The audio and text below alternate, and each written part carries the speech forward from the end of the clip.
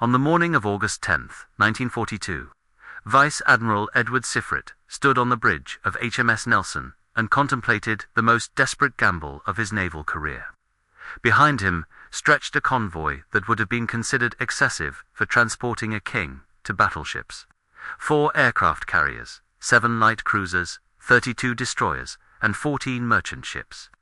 The most powerful concentration of British naval power since Jutland.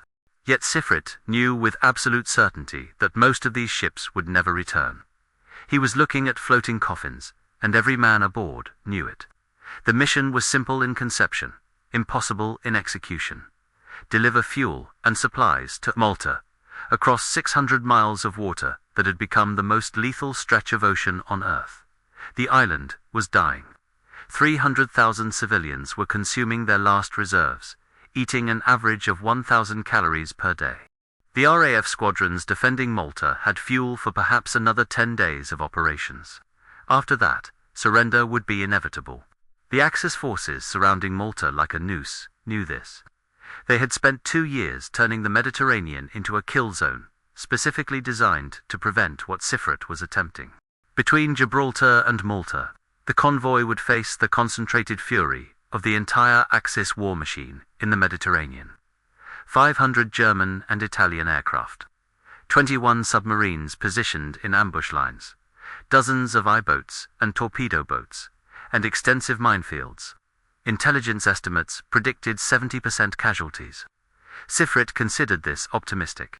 But at the heart of his convoy sailed a single ship that justified every risk, every life that would be sacrificed in the coming days. The SS Ohio, an American tanker operated by a British crew, carried 11,000 tons of kerosene and diesel fuel in her holds. This single cargo represented the difference between Malta's survival and capitulation. Without Ohio's fuel, the RAF fighters would be grounded. The submarines would be unable to patrol, and the anti-aircraft guns would fall silent. The fortress would become indefensible. The Axis commanders understood this equation perfectly. Their orders were explicit: sink the Ohio at any cost. As the convoy passed through the Straits of Gibraltar into the Mediterranean on the night of August 9th, every Axis base from southern France to Libya went to maximum alert. This would not be a battle.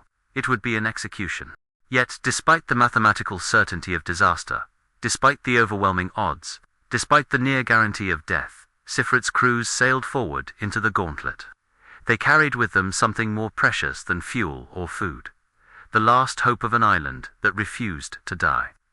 The first 48 hours passed in deceptive calm that did nothing to ease the tension coiling through every ship in the convoy. Sifrit had divided his forces into multiple groups, each with specific tactical roles. Force Z, his main battle group, included the battleships HMS Nelson and Rodney, the aircraft carriers HMS Victorious, Indomitable, and Eagle, plus their screening forces. This massive formation provided air cover and anti-aircraft protection for the convoy. Force X, the merchant ships themselves, sailed in tight formation at 14 knots, their maximum sustainable speed. Among them, the SS Ohio stood out as a target of particular value. At 10,000 tons displacement, she was a modern tanker, capable of the high speeds necessary to keep pace with the convoy. Her American construction made her unusually robust, with reinforced hull plating and compartmentalized fuel tanks. These features would soon be tested beyond any designer's imagination. Captain Dudley Mason commanded Ohio with a crew of British merchant sailors who had volunteered for what everyone acknowledged was a suicide mission. Mason, a veteran of convoy operations, maintained a facade of calm confidence while privately calculating the odds of survival at near zero. His crew performed their duties with professional efficiency, but the tension was visible in every movement, every glance at the horizon where death would eventually appear. The first casualty came at 13:17 hours on August 11th, 70 nautical miles south of Cape Salinas. The aircraft carrier HMS Eagle, veteran of the Norway campaign and Mediterranean operations, was maintaining her patrol station when 4 torpedoes from the German submarine U-73 struck her portside in quick succession. Commander Helmut Rosenbaum had positioned his submarine perfectly, penetrating the destroyer screen during a moment of chaos as the convoy executed a course change. Eagle's antiquated construction, dating from the First World War, offered no resistance to the torpedo damage. For minutes after the impacts, she rolled over and sank, taking 131 men with her. 16 Sea Hurricane fighters went down with the ship. 4 more that were airborne at the time of the attack landed on Victorious and Indomitable. Their pilots shaken by watching their home disappear beneath the waves in the time it takes to boil an egg. The loss of Eagle reduced Sifrit's air cover by 25%.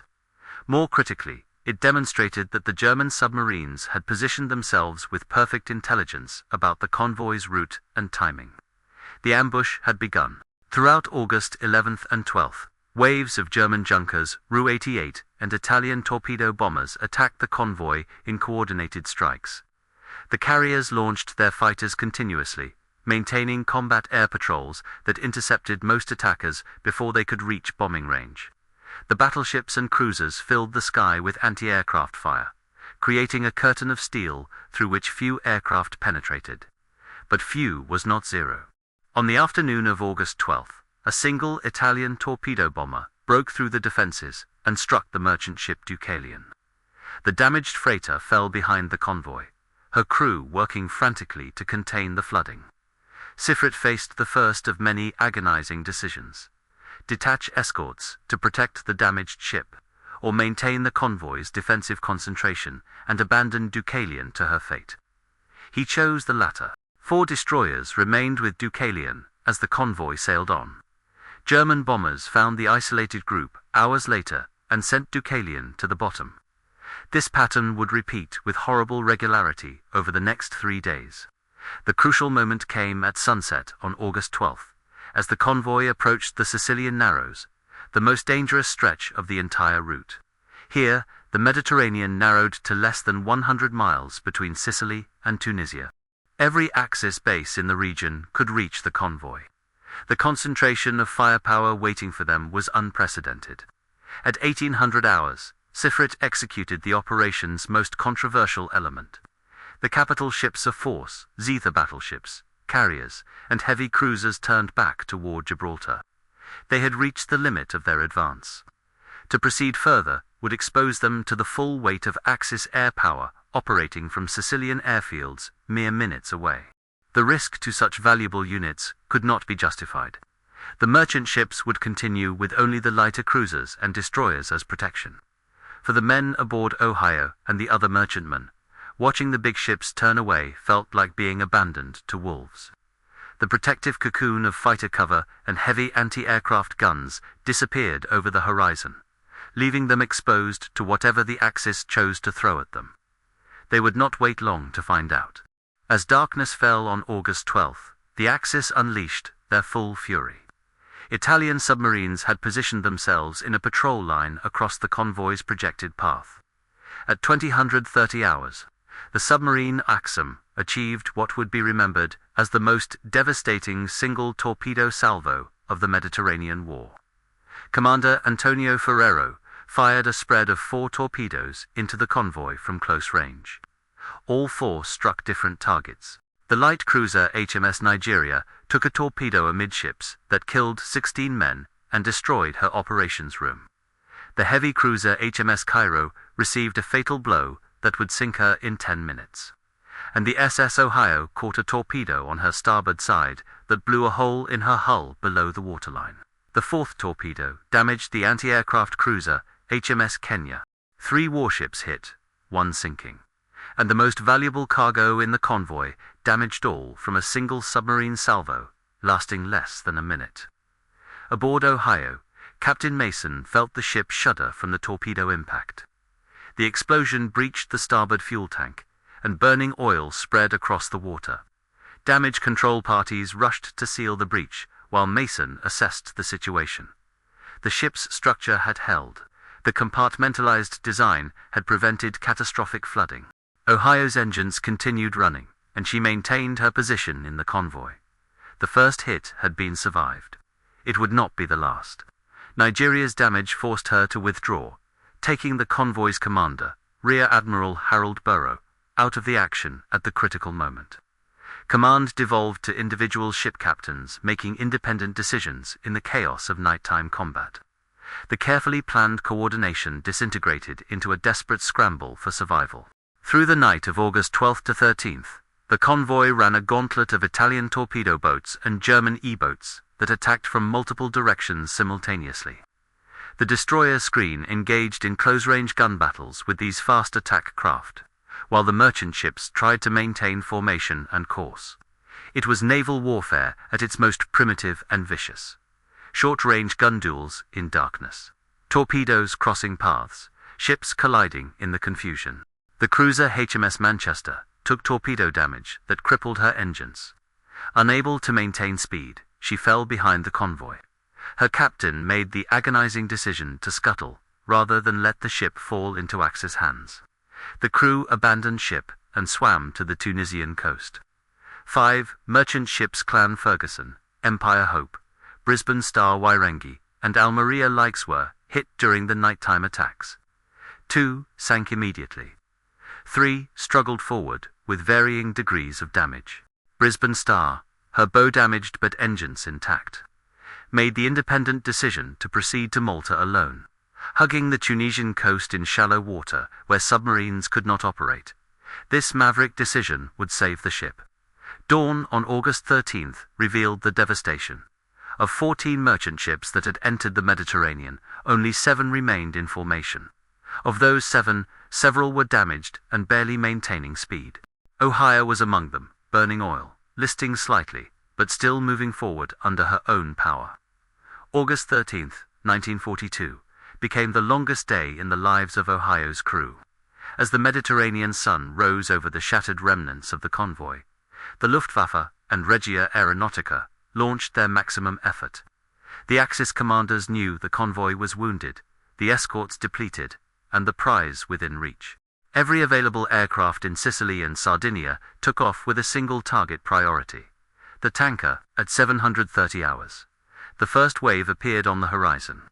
Dozens of German Junkers, Ruati 7 Stuka dive bombers, specifically chosen for their precision against ships, began their characteristic screaming dives on the convoy.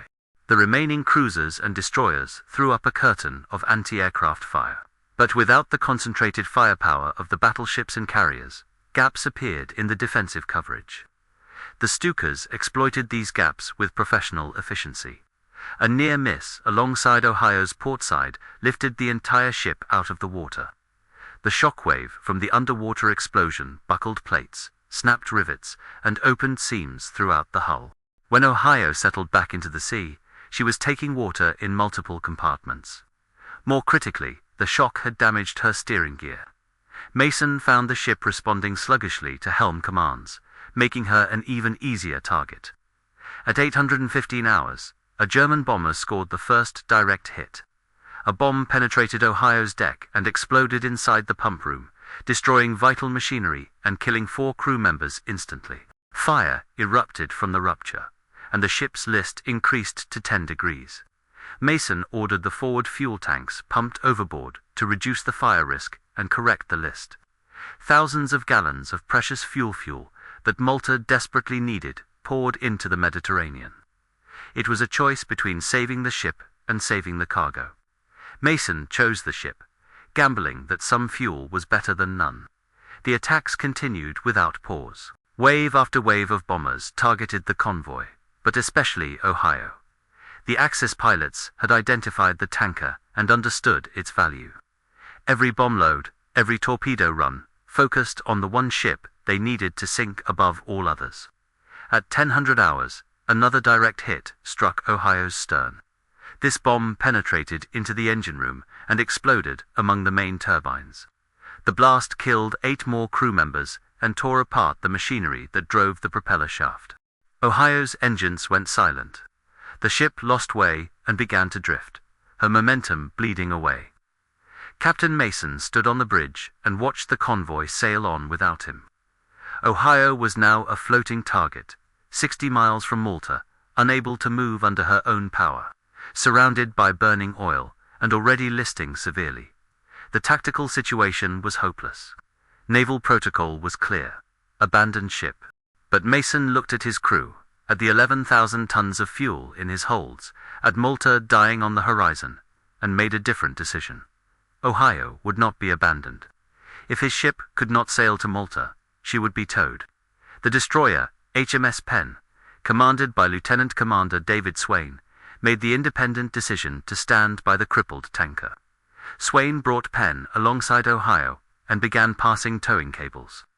It was desperately dangerous work. Ohio was still being attacked, still burning, and could sink at any moment. To come alongside meant putting Penn at equal risk. Swain did it anyway. As Penn began the slow process of taking Ohio under tow, to more destroyers, HMS Ledbury and HMS Bramham returned to assist.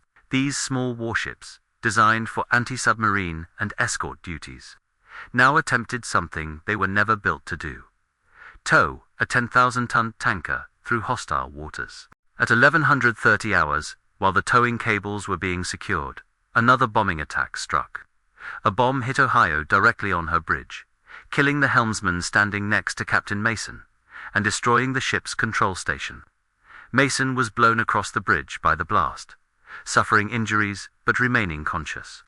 When he regained his feet, he found himself commanding a ship with no engines, no steering, and now no bridge.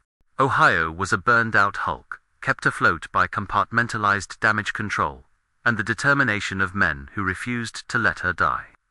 The destroyers finally got the tow cables secured, and began the agonizing journey toward Malta. Ohio, massive and unresponsive, moved through the water at perhaps 2 knots. At this speed, it would take 30 hours to reach Malta, assuming no further damage, no additional attacks, and no catastrophic flooding. None of these assumptions proved accurate. The journey of the next 48 hours transcended normal naval operations and entered the realm of epic mythology. Ohio, broken almost beyond recognition, refused to sink. The destroyers, Penn, Ledbury, and Bramham fought to keep the tanker moving, while maintaining anti-aircraft defense against continuous air attacks. The ship's condition deteriorated with each hour. By the afternoon of August 13th, Ohio's back was literally breaking. The cumulative damage from torpedo strikes, bomb hits, and near misses had fractured the ship's keel. The bow and stern were beginning to separate from the midship section, held together only by the deck plating and the sheer determination of damage control parties who welded and patched throughout the night. The ship assumed a grotesque V-shape, her midsection sagging lower into the water with each hour. Naval architects would later calculate that Ohio should have broken in half completely. The mathematical stress loads exceeded anything the ship was designed to withstand. That she remained in one piece defied engineering principles and entered the territory of stubbornness given physical form. Captain Mason, despite his injuries, refused to leave the wrecked bridge. From his position amid the twisted metal and charred equipment, he coordinated the damage control efforts and maintained communication with the destroyer escorts. His crew, reduced by casualties but undiminished in determination, worked in shifts around the clock. They pumped water from flooded compartments, fought fires that kept reigniting, shored up bulkheads that threatened to collapse, and did everything humanly possible to keep their ship afloat for just 1 more hour, 1 more mile, 1 more chance to reach Malta. The Luftwaffe did not abandon its efforts. Throughout August 14th, German bombers continued to attack the crippled ship and her escorts. The destroyers maintained constant anti-aircraft fire, their ammunition magazines depleting rapidly. Penn took near-miss damage that killed 3 of her crew and damaged her own engine room. Ledbury suffered casualties when a strafing run swept her deck. Bramham's forward gun mount was destroyed by a near miss. The escorts were being ground down by attrition. Yet they maintained their positions around Ohio, continuing the impossible tow. The desperate situation called for desperate measures. As Ohio's list increased to 23 degrees, and her speed dropped to less than 1 knot, the destroyer commanders made an unconventional decision. They would lash their ships directly to Ohio's sides and use their own engines to push the tanker forward like tugboats. It was a maneuver never attempted before with warships and a damaged tanker. The risk of collision, entanglement, and multiple ships sinking together was substantial. They did it anyway. Penn lashed herself to Ohio's starboard side, Ledbury to port. With their engines at maximum power, pushing rather than pulling, they managed to increase speed to 4 knots. The formation 2 destroyers lashed to a broken tanker presented an unprecedented sight. It also presented an enormous target, but the Axis air forces were reaching the limits of their own endurance. The continuous operations over the past 5 days had depleted aircraft, exhausted crews, and consumed ammunition stocks. The attacks on August 14th were less intense than previous days, not from mercy, but from operational exhaustion. Even the Luftwaffe could not maintain such a tempo indefinitely. As night fell on August 14th, Ohio was 30 miles from Malta. Her list had increased to 28 degrees. The ship was so low in the water that waves were washing over the main deck. The structural fracture in her hull was clearly visible, the ship visibly bent in the middle. Engineering calculations suggested she would sink within hours. Malta's harbour authorities, monitoring the situation by radio, made preparations to receive the tanker. Tugs were dispatched to meet Ohio and take over the final leg of the journey. Salvage crews prepared to begin pumping operations immediately upon arrival.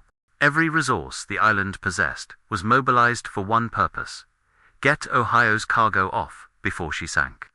Because she would sink, the question was whether it would happen before or after unloading. Dawn on August 15th, the Feast of the Assumption, Malta's most sacred religious holiday, revealed Ohio 20 miles from Grand Harbor. The island's population, alerted to the tanker's approach, gathered on the walls and battlements of Valletta. They could see the ship in the distance, a broken, listing, burning wreck that should have been on the ocean floor days ago, but somehow continued forward. The destroyers Penn and Ledbury, joined now by Maltese tugs, pushed and pulled Ohio through the final miles. At 0800 hours, the tanker entered the breakwater of Grand Harbor. The gathered crowds erupted in cheers that could be heard across the water. Church bells rang throughout Valletta. It was a moment of pure relief and triumph. Ohio had made it. But she was dying. As the tugs positioned the tanker alongside the refueling pier, Ohio's list increased past 30 degrees. She was sinking at the dock. Pumping crews immediately began connecting hoses to offload the fuel. It became a race between salvation and disaster. Extract the cargo before the ship went under completely. The pumps ran continuously for the next 24 hours. As Ohio's fuel tanks emptied, her list actually increased because the weight distribution changed. The ship settled deeper into the harbor mud, her deck awash, only the superstructure visible above water. On August 16th, the last of Ohio's cargo was pumped into Malta's storage tanks. 11,000 tons of fuel, minus the thousands of gallons lost to fire, near misses, and emergency pumping. It was enough to keep Malta's fighters in the air, enough to keep the submarines operating, enough to hold the fortress until the next convoy could arrive. Ohio, her mission accomplished, was abandoned by her crew and left to settle into the harbor bottom. She had survived 5 days of concentrated attack, 4 torpedo hits, 7 bomb hits, dozens of near misses, and structural failure that should have torn her apart. She had traveled 600 miles of the most dangerous water in the world, fought every mile of the way, and delivered her cargo exactly as ordered. Then, with timing that seemed almost deliberate, she died. The ship's back finally broke completely on August 19th. Ohio split in half and sank in the shallow water of Grand Harbor. Her wreck was later cut up for scrap, but her legend lived forever. The arrival of Ohio and 4 other merchant ships from Operation Pedestal, Melbourne Star, Port Chalmers, Rochester Castle, and the independently routed Brisbane Star delivered 32,000 tons of supplies to Malta. It was less than half of the convoy's original capacity. 9 merchant ships had been sunk. 1 aircraft carrier, 2 cruisers, and 1 destroyer had been lost. Over 500 Royal Navy and Merchant Marine personnel had died. By any conventional metric, Operation Pedestal was a catastrophically expensive operation with appalling losses, yet it achieved its objective. Malta survived. The fuel from Ohio kept the RAF squadrons operational. The food supplies extended the island's endurance by another 3 months. The ammunition replenished the anti-aircraft batteries. Most critically, the psychological impact of the convoy's arrival, the visible proof that Britain had not abandoned Malta to its fate, sustained morale through the darkest period of the siege. The strategic consequences rippled across the Mediterranean theatre. With Malta's air and naval forces operational, Axis supply convoys to North Africa faced renewed interdiction. German General Erwin Rommel, preparing for his final offensive in Egypt, found his supply lines severed just when he needed them most. In October 1942, Rommel's advance stalled at El Alamein, partly because of fuel shortages caused by Malta-based submarines and aircraft. The island fortress that Hitler had tried to neutralize became the instrument of Axis defeat in North Africa. But the human cost remained. For the families of the 500 men who died getting Ohio to Malta, the strategic victory was cold comfort. For the crews of the 9 sunken merchant ships, the mission's success meant nothing. They had volunteered for a convoy that everyone knew was likely suicide, and for many, that prediction proved accurate. Captain Dudley Mason, Ohio's commander, survived the operation and was awarded the George Cross, Britain's highest civilian decoration for gallantry.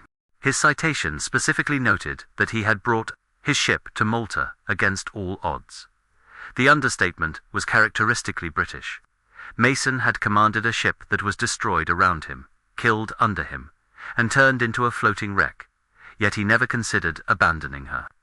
His crew, equally deserving, received collective recognition, but individual anonymity. This was the merchant marine experience throughout the war. Essential, dangerous, under-recognized.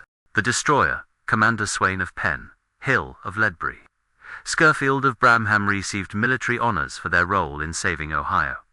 Their decision to return for the crippled tanker, to expose their ships and crews to additional danger for a vessel that conventional wisdom said was doomed, exemplified the peculiar mathematics of naval courage.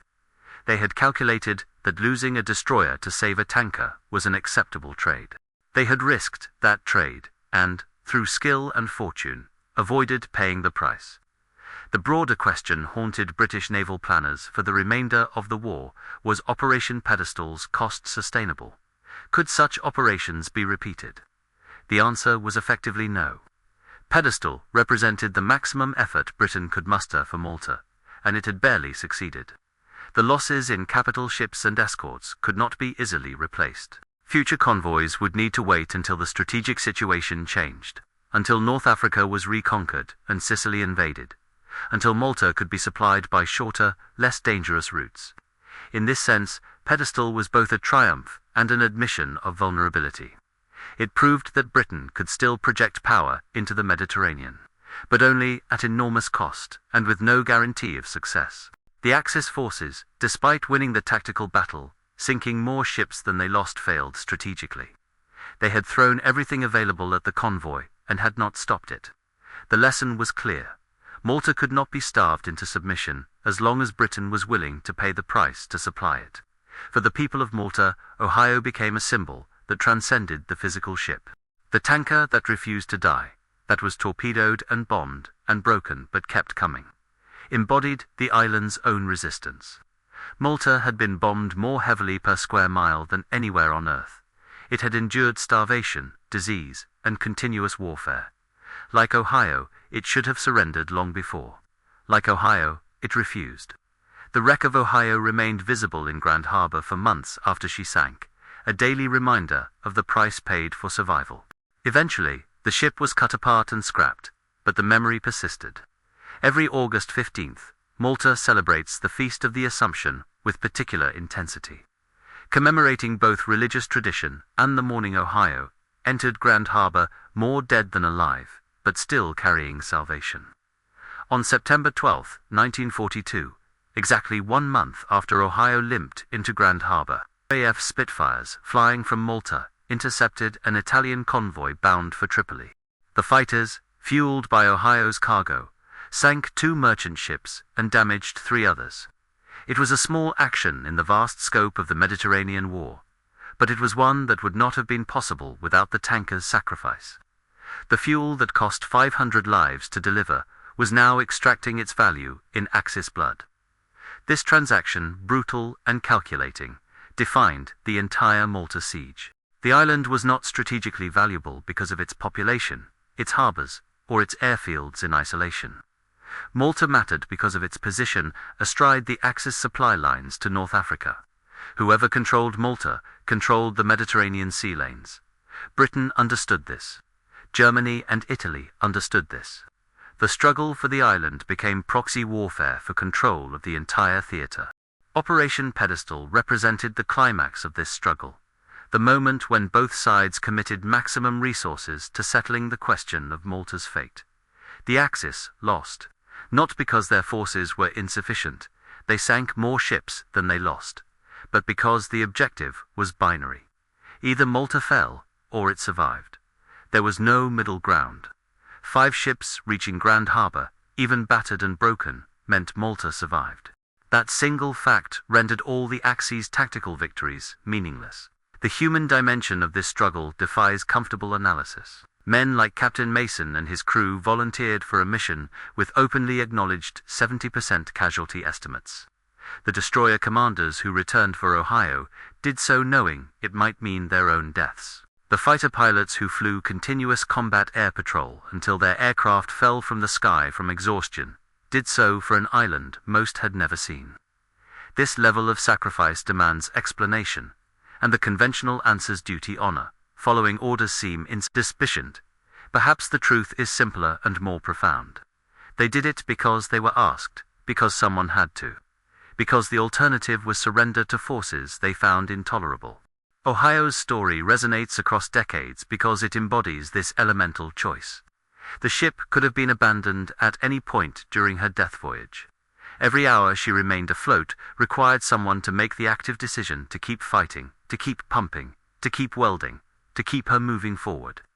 The ship would not have reached Malta through momentum or accident. She reached Malta because dozens of men repeatedly chose to keep trying despite overwhelming evidence that they should quit. This is why Malta named the convoy Il Convoy the Santa Maria Convoy. The religious reference was not accidental. What happened to Ohio appeared miraculous because it transcended rational expectation. Ships that broken should sink. Crews that battered should abandon. Convoys that savaged should turn back.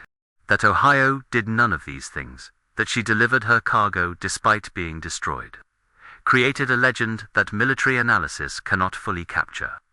The strategic lessons of Operation Pedestal influenced Allied convoy operations for the remainder of the war. The importance of overwhelming escort strength, the vulnerability of capital ships in narrow waters, the effectiveness of coordinated air-sea submarine attacks these tactical realities were written in the blood of the convoy's casualties. But the deeper lesson was about will. Malta survived, not because of superior strategy or overwhelming force, but because both the island and the convoys sent to supply it refused to accept the logic of their situation. They were outgunned, outnumbered, and suffering unsustainable casualties. By every rational calculation, they should have lost. They won, anyway. Ohio's wreck lies still somewhere beneath the modern developments of Grand Harbour, the tanker's bones mixed with Mediterranean sediment. The ship is gone, but what it represents remains. The moment when a convoy of doomed ships sailed into certain death and emerged, just barely, with salvation intact.